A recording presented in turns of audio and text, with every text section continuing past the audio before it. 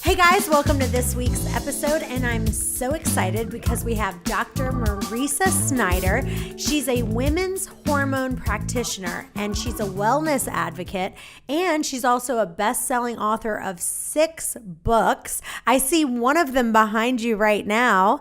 Tell us about that one. Well, that's actually book number 7. Okay. So it's the one that we've got coming out really soon, and it's all on hormones and essential oils. It's called the Essential Oils Hormone Solution.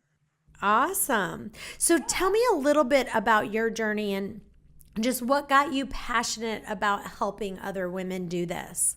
Absolutely. It's like so often a lot of practitioners usually have a story. We've all had our own struggles. We've all had our own, things that we've overcome and persevered. And I've had multiple healing journeys, but the biggest one that really kind of took me by surprise was in my late 20s, early 30s. Just got into practice. I was kicking butt and I was burning myself out. And I remember waking up one day and not being able to lift my head up off the pillow. I had severe chronic fatigue and other things were happening. I had migraines, horrible PMS. Like, you did not want to mess with me that time of the month.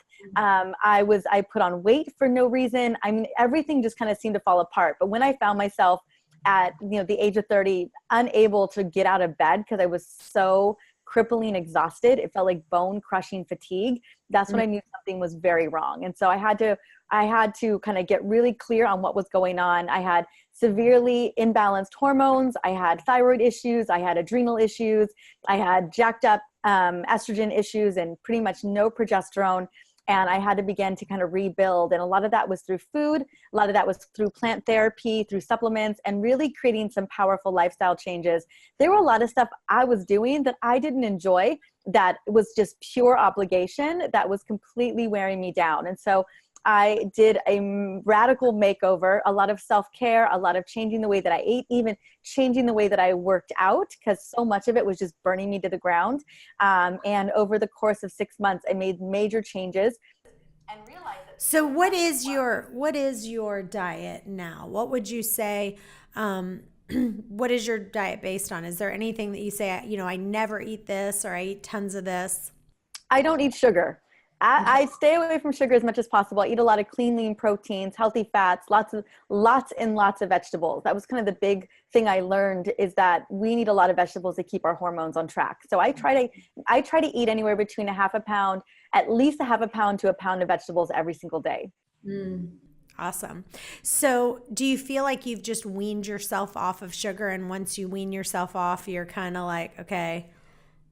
I think sugar is the devil. And the thing of it is that we're all addicted to it, one way or the other. And the second it creeps back in, it was an example. My husband bought 2 little things of like coconut milk ice cream yesterday. And we have a rule. We're not allowed to have that come into the house. And he just brought it on in. And I was giving, what? You are breaking a sacred rule. What are you doing? Get out. It's the thing about it is we, at some point in time, willpower cripples, and if it's around you and it's near you and someone is tempting you, or someone's like, not a big deal, you're going to cheat, your willpower is going to crumble. So for me, a big part of that is keeping it out of the house, which I clearly am not doing a good job of regulating at the moment. So would you say like you literally never eat sugar, or would you say like once a month, or probably once a month? But for the most part, even breakfasts are, oftentimes I don't. Usually breakfast is like a green juice, like this is, and it's all vegetables. So breakfast is usually savory. It's usually like eggs and spinach, things like that. So I would say, I avoid sugar as much as possible. We don't really keep it in the house, except for this exception right now. And I made. What about fruit? I don't do a lot of fruit either. If I do fruit, it's usually berries, and it's usually in a green smoothie with like protein, avocado. So they already have a low glycemic load to begin with. And there are such great benefits to fruit, lots of antioxidants, but sugar is sugar and fruit is fructose, and your liver has got to figure that out. So I try to decrease it as much as possible. Awesome. All right, well, let's jump right into our listeners' questions. This is from Jayme in Richmond. In my 20s and in my teens, my period wasn't a problem, but I recently turned 30 and my periods have been out of this world heavy, painful, and crampy.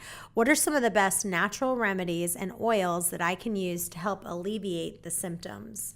Absolutely. So, I mean, the first thing I always like to say, most likely what's going on is it's not necessarily a 30-year-old issue. Usually we don't really start to see those types of changes until 35, 36, when we move into like barely perimenopause. And even still, a lot of girls aren't showing, or a lot of women aren't showing symptoms for that. What I think is going on there is most likely an increase in estrogen, like a estrogen progesterone ratio is probably higher. So worth looking at and seeing what's going on with the estrogen levels. Usually we get really bad PMS and horrible periods and just cramping. All that nastiness comes on when we have too much estrogen in the system. So it's not being metabolized correctly. I love oils for helping to deal with cramps, helping to deal with PMS. My number one go-to essential oil for that is going to be clary sage. That oil is the bee's knees. Not only does it help reduce cramps, but it's a stress reliever. It is a mood booster. And it really deals with a lot of those symptoms that we deal with during PMS. Now, I saw that you had that roller that you were kind of showing me. Tell me about that real quick. So the bulk ingredient in this recipe is clary sage. So it's called the Superwoman blend. It's literally what I call hormone rescue essential oil blend. And it has clary sage, geranium, cedarwood, lavender, and can you wear it kind of like as a perfume? Yeah. And it smells good, or? It smells absolutely incredible. Like, you think about like essential oil people, and clearly it's becoming more and more popular. But back in the day, I would be walking down the street and this woman would smell like oils.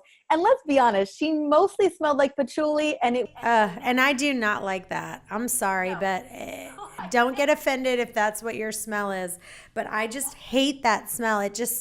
It's very granola smelling, and I don't know. I don't like it. So yeah, I've never actually worn patchouli, but so a lot of the blends that I make, I'm really mindful of them. I don't ever want to smell like the oil, the granola crunchy oil.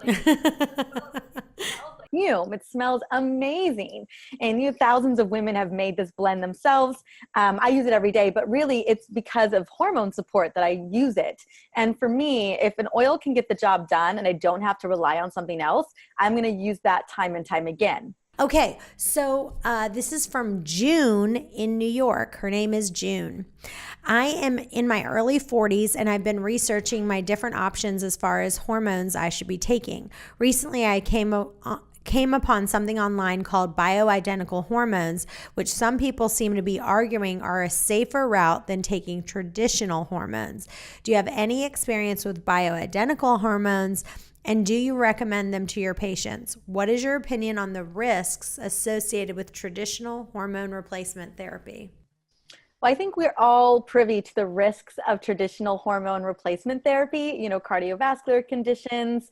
We're seeing an increase in synthetic estrogens in the body. There's a lot of concerns around that. And I'm a big proponent of anything synthetic is not serving the body. So I do not recommend traditional. I'm also very leery of bioidenticals as well. I feel like if women can really support their hormones through lifestyle, through supplementation, through the use of oils, they really don't even need bioidentical hormones. Oftentimes perimenopause and menopause aren't necessarily, clearly fluctuating hormones are happening, but very often for us, it's an adrenal concern. It's a stress concern. And so really mitigating lifestyle most of the time works through those symptoms without having to utilize bioidenticals or traditional hormone replacements. So avoid both if you can, because why take them if you don't have to? But unless things get really serious, then I recommend a natural progesterone cream, and that's pretty much it. Hey guys, I'm so excited that my new book, Waste Away, The Chantel Ray Way, is now available on Amazon, Barnes & Noble, and pretty much anywhere you can find books. But we also have the audiobook, the ebook, and my new recipe book that you can download all the recipes that I love that I make, and it's super cheap. It's all my favorites. Anyway, if you have a minute to write a review on Amazon, I would be ever grateful. All right, this is from Margaret in Monterey. I don't know if it's Monterey, California. I don't know. But it says, lately I've been hitting the worst afternoon slump around 2 p.m. I have been very mindful about what I eat for lunch in hopes that this would help, trying not to eat anything too heavy or too much sugar. I even try not eating sometimes, but no matter what I do, no matter how much I slept the night before, I hit this slump. I'm wondering now if there's something hormonal because that's the only thing I can't rule out. I need my afternoons to be productive at work and in the evenings. I have activities with my kids, church stuff, and I need a solution. What would you say to her? Definitely hormones. It's pretty much, it's probably cortisol. She's probably having deregulated cortisol levels. So often when our cortisol levels are beginning to tank around 2 to 3 o'clock in the afternoon, we're completely just drained and exhausted. So worth taking a look at the cortisol levels. The testing I recommend is the Dutch test. It looks at also your cortisol metabolites. So it gives you a good sense of what is going on there. However, if you're looking for a quick solution to kind of get that energy going, my 2 go-to oils for that is peppermint and wild orange, or peppermint and any citrus. They're both powerful dopamine and serotonin boosters. They're going to give you that extra energy boost. All you got to do is breathe them in. And what would be your main thing? So you have the roller. Do you ever just take some and go, put it on just like your wrist, or do you put it on your hands and smell it? What is kind of your go-to? Yeah, I actually have it in a little bottle, like a essential oil bottle. So I just combine peppermint and wild orange. It's already pre-made. I call it the instant energy blend. And then I just drop 2 drops on my palms together, breathe them in, because we want to get them into the brain. We want to get them into the limbic system, because that's where we're firing those energy producing neurotransmitters. So just breathing them in. You can put it on your wrist too, but you need to breathe in those chemical constituents. Awesome. All right. This is from Anonymous. In your podcast with Dr. Wolfson, he talked about a supplement that helps men in the sexual department, but my husband is like yours. He doesn't need that. I, on the other hand, have had really hard time getting in the mood since I had my son about a year ago. Once we get going, I'm fine, but I really struggle to get the desire or to get excited like I used to. Are there any essential oils or natural things that I could try to get me revved up? So just so you know, we had a podcast with this guy named Dr. Wolfson. He was a hoot. If you have not heard that episode, you have to go back and listen to it. And he was talking about this supplement that he sells, and it's called the Boner Supplement. That's exactly the name of it. And so basically what it does is instead of Viagra, you take this supplement called the Boner Supplement. And so that's what she's referring to. But this sounds like she's the wife. And she said, what I had said is I was like, my husband does not need any help in that area. I said, nobody share this information about the Boner Supplement to this, to everyone, because I don't want him to know about it. He's perfectly great in that department. So anyway, so now she's saying, I'm struggling to get, to kind of have my sex drive going. Is there any essential oils that could help get her revved up, she said? Absolutely. I mean, the first ones to consider are, oils for reducing stress levels. Probably really busy since she's had her child, since she had her son. But also the go-to essential oil for boosting libido is ylang-ylang. So ylang-ylang, my mama always says, put ylang-ylang on your ylang-ylang. She is like, that is the oil. And that's the one oil you don't want your husband or your partner to necessarily know about. Like the second my mom's partner knew about her, that oil. Oh, wow. Yeah, because he'd be like, okay, where's the ylang-ylang? Let's get it, right? And so, yeah, you can put it on your thighs. You can put it around the area. So, yeah, ylang-ylang is a powerful libido booster. It's an aphrodisiac. Cinnamon, sandalwood, clary sage, those are all great ones. The Superwoman blend needs more ylang-ylang for it to really kind of spike into the aphrodisiac realm, but you can always add more of it in there. Awesome. Joanna in Texas says, I cannot stand the taste of coffee, but I'm really jealous of everyone who gets their morning caffeine boost and afternoon pick-me-up. I tried caffeine pills, but they make me crazy. What's a good natural energy boost that I can drink or take? Something to consider is matcha. I don't know if she'll be open to it. So matcha green tea has a lot of powerful antioxidants. I wrote a book on it called The Matcha Miracle. It has powerful theanine levels, which helps to boost productivity and mental clarity. So that would be the thing I'd recommend if she doesn't like coffee. But then that instant energy blend I talked about earlier, clearly you're not drinking that. And tell me the things that are in that instant energy blend. Just peppermint and wild. Oh, the peppermint. But name the things again that are in that little tube you were talking about. So the little roller is clary sage, geranium, lavender, cedarwood, and ylang-ylang, and clary sage. So those are those.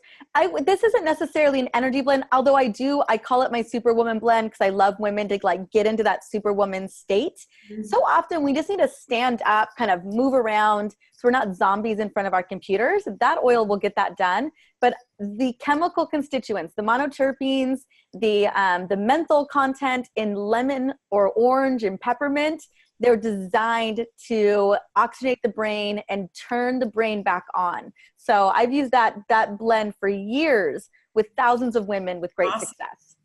Okay, Carrie in Missouri. I'm 42 and I have not experienced anything that I can identify as a symptom of menopause. My sister is a couple years older than me, and she's a big proponent of taking hormones.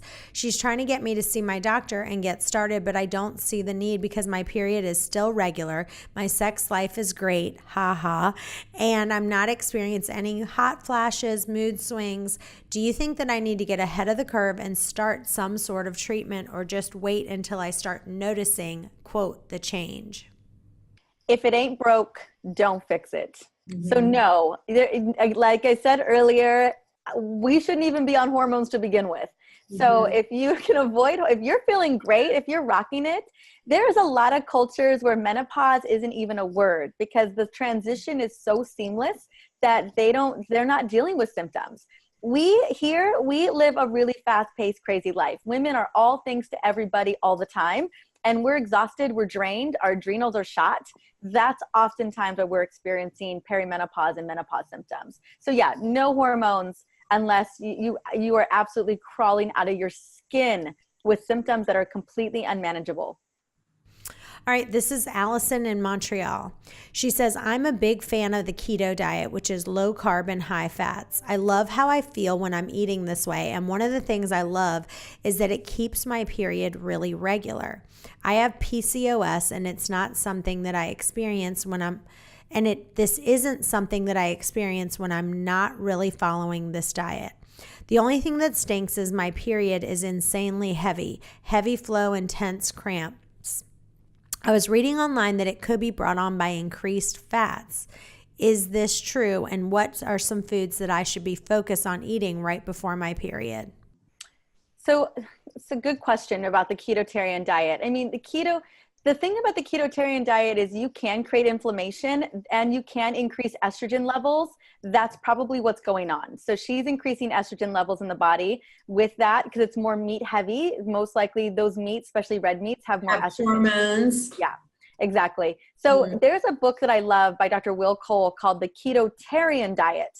And its focus is more on vegetables as well. You can still stay in ketosis, but that would be the book I go to. Again, vegetables are key. Lots of green leafy vegetables, lots of cruciferous vegetables. It's going to allow the liver to send that excess estrogen out the door. So you can have your cake and eat it too. Actually, never on the ketotarian or ketogenic diet, but you can literally stay keto and eat enough plants to regulate your period. And you know what's so great about the PCOS situation, the reason why she's not having those symptoms is she's eating less sugar. Sugar completely jacks up our symptoms for PCOS.